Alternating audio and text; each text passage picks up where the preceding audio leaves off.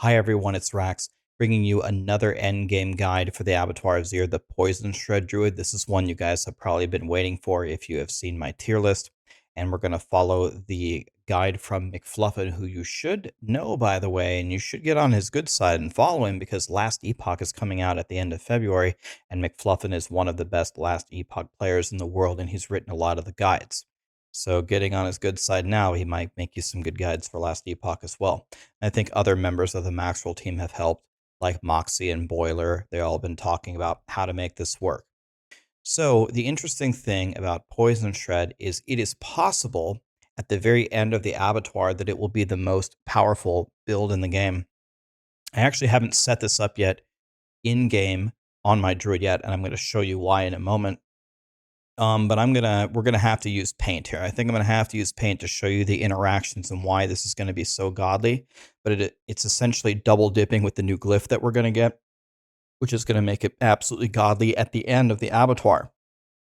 So if you look at the tier list here, both Poison Shred and also maybe Stormclaw, the Maxroll people are looking at maybe Stormclaws the way with some of the lucky hit procs. They may actually end up at the same level or possibly even beyond the Hoda Barb and Ball Lightning Sorcerer, but it's going to start off a little bit weak. So we're going to have to get our glyph up to level 50 before the double dipping is really going to start to become quite crazy. But this is expected to be one of the best builds possible and probably the best option for the Druid. Okay, so let's go down here and let's go to the Abattoir. And man, I've been debating about the exact way to do this. Let's start with one of the most basic things here. It's that this build is not expected to be the greatest starter for the Abattoir. You get this glyph, the Tears of Blood, but it starts with a level 4 radius and then expands to a level 5 radius. The whole thing that you're going to see here is we're double dipping on this glyph, which is the most powerful thing in the entire game. So you may want to level it up with a build that can just farm the Abattoir and get that glyph up to 50. Something like Pulverize or Werewolf Tornado Druid might be able to do that for you. We don't think they're going to be able to maybe clear level 25, but they should be able to farm it up for you. Let's start by, I guess, let's go to paint here. I think that's the best way to do it, and let's understand exactly what's happening here. Okay, so there is a power called Blurred Beast. Let me jump back here and show you what that looks like. Blurred Beast. When dashing, Shred seeks out nearby poison enemies and instantly deals 150% of the damage to them.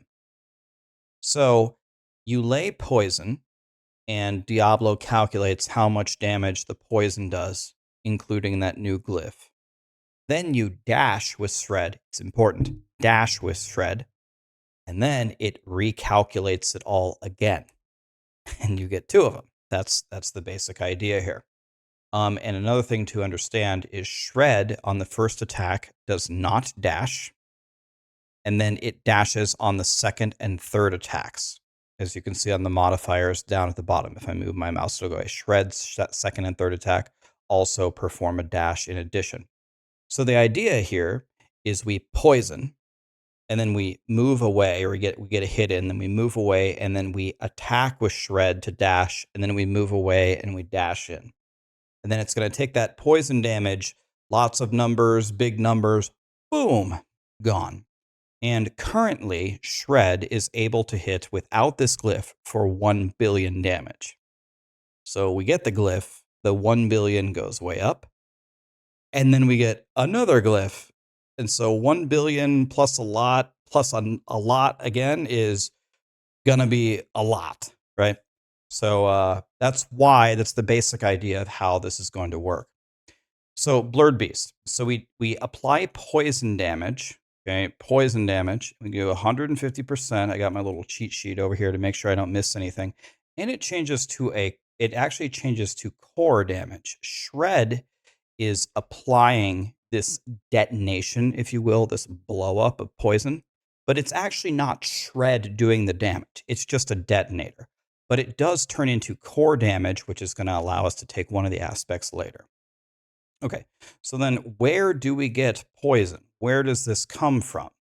Well, the best way to apply it that we've found is from Poison Creeper, little companion, which is why when we go through all the gear, you're going to see everything is to buff Poison Creeper.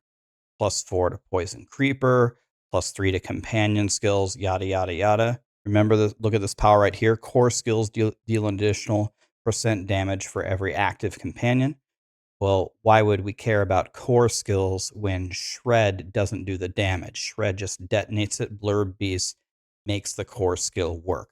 And then we take other powers, like we have additional companions, and we take Poison Creeper, activates Landslide, and Trample now summons a Landslide. We'll get to that in a second. But let's go one piece at a time. So we need to apply lots of poison damage, and we're going to detonate it with Shred dashes, right? So we will do anything that we can to bring Poison Creeper back up. We cast a Poison Creeper, they're poisoned, haha. How do I bring it back up? To poison them again and again and again, so I can just keep detonating them and clear the map. Well, there is a beautiful little spirit boon down here for druids called Pack Leader. If you lucky hit and you crit, then you have a 20% chance to reset the cooldowns of companion skills. It's another one of these Blizzard things. Once in a blue moon, this happens. But this is what we want to have happen. We need a lucky hit, and we need a crit, and then we have a 20% chance to bring back Poison Creeper. And this is going to magnify our damage tremendously if we can keep it up all the time. This is one of the reasons why people are theory crafting maybe Stormclaw just hitting can proc Pack Leader to bring back Poison Creeper, to poison, to detonate the poison, to infinitely do billions of damage, right? Is the idea. It sounds complicated. It's really not. The mechanics are complicated, but then you actually just play the game and you just, you use your companions, you poison, you hit with Shred, you move away and you dash and they die. And then you run around with Trample, and Debilitating Roar is going to keep you alive. So the game, don't be worried if you're sitting there worried, oh my God, this is the most complicated build ever. It isn't. It's just got some wonky mechanics that I want you to understand. Oops, what are we doing here?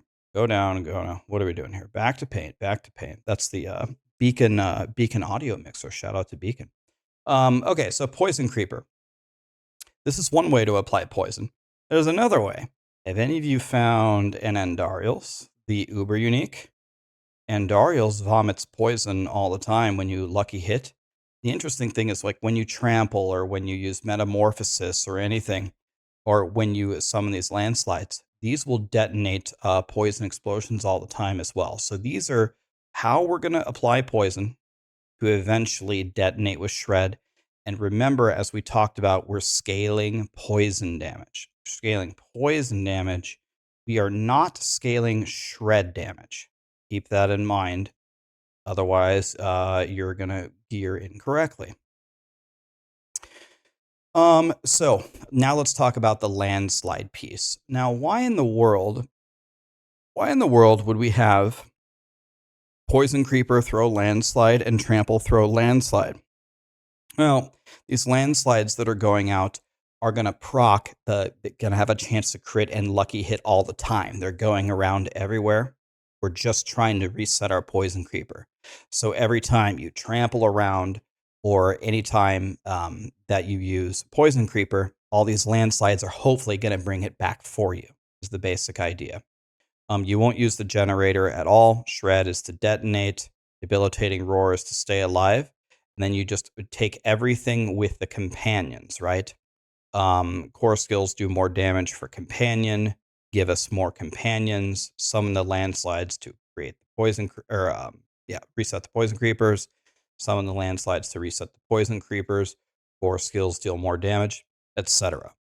Then the rest of it is exactly like you do for all the other Abattoir builds. If you didn't watch the other ones, we initially assumed that the highest monster level would be 179. If that's true, then we would need 15,000 armor. But we watched Blizzard do their demonstration, and at Abattoir tier level 10, the monsters were only 157.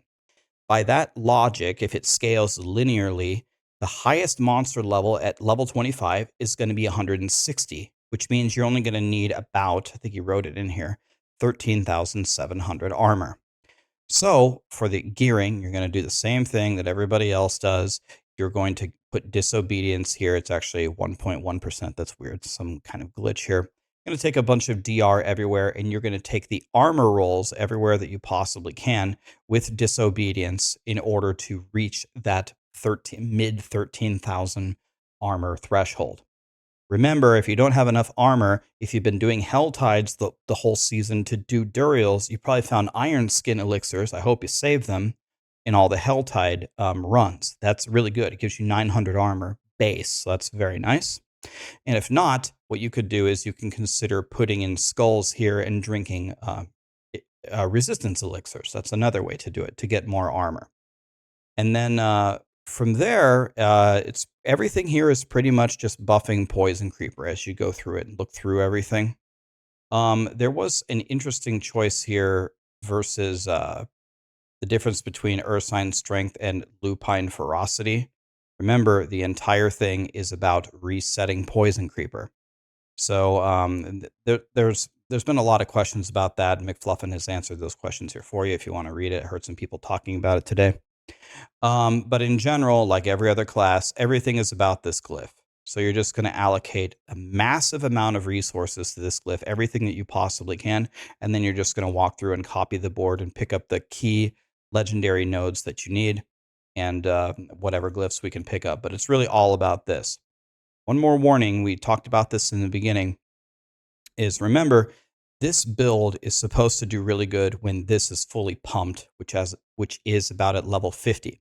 So if you haven't respect yet, if you are waiting for this video, maybe make the pulverized setup first, or make the storm druid for the werewolf tornado first. It's going to be easy to clear level 1, 2, 3, haha, and level this up very quickly. Might even be able to do Stormclaw. If you're already Poison Shred, I say you just go with it. But this power is it's going to get way more than the other classes once you start to really level this up, and that's when you're going to see it really shine. When we look at the powers here, there's a lot of things that you would expect. So Undying is going to keep you alive. Metamorphosis is used in practically everything. Let's see, do we take Tibalt's Will here? We don't take Tibalt's Will. That's interesting. Okay, so this is going to help you apply your vampiric curses, and it's going to keep you unstoppable. Flowering Veins, the increases the damages over time. That's your poison, of course. Feed the Coven. Okay, this is important to talk about. In this build, we don't have a generator. There's no generator here. So how do we generate our spirit to even do anything? Trample will generate for you, but that's not quite enough. Well, what is this build doing? The whole point of the build is to just keep resetting Poison Creeper. If we are successful in doing it, then it's going to have a 60% chance to store 10 primary resource, and it's going to give you increased damage. So all these attacks are hopefully just going to fill your spirit back up, and then you're going to be just fine in terms of resource generation. So there's another point there. The Maxroll team is very well aware that this particular build and min-maxing it and maybe finding out the optimal way to reset these poison stacks to keep detonating them is critical for this new endgame. So there might be some updates coming for this, and there will be an uber unique version that'll show the Andariels that is coming as well. Might be a Stormclaw version that might be even better, so be on the lookout for that. But I wanted to just give you a layman's terms, a basic rundown of how this build works, because I think if a lot of people looked at this and just stared at this, they'd be like, okay, I'm taking Shred. It's called Poison Shred. We put 1 point into Shred. We stacked Poison Creeper everywhere, and we're throwing landslides everywhere.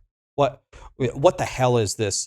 What the hell is this build? And we take companions everywhere, and my wolves and my ravens don't do anything. Why would I play this build? But now, hopefully, you understand. Apply poison. You need to dash with Shred. Step away and dash to detonate it. These are your sources of poison. We're using the Spirit Boon to reset it all the time, and that's how you're going to dominate. All right. Very cool setup. These kinds of things are really only possible with druids. I don't think the other classes, and I said this before the game launched, I said it before season one, on season two. Whenever they're designing the classes, the druids have the most crazy interactions between their powers that enable stuff like this, like a werewolf tornado build and stuff like that. I really hope that a lot of the classes move toward this direction so we can find more like crazy scientist diabolical ways to make these incredible builds. Anyway, very cool build. Maybe start with it only after level 50. Let me know how this goes for you, and check the guide for updates. McFluffin and Moxie and Boiler they might be talking right now in a Discord call. You might see something really cool coming out once they finally min-max everything. I got 2 more guides to release for you. I need to release Bone Spear Necro, and I need to release Rogue. And then we got probably a massive stream on Tuesday, 24 hours. I'm going to Giga Blast and see if we can get level 25 down. Thank you.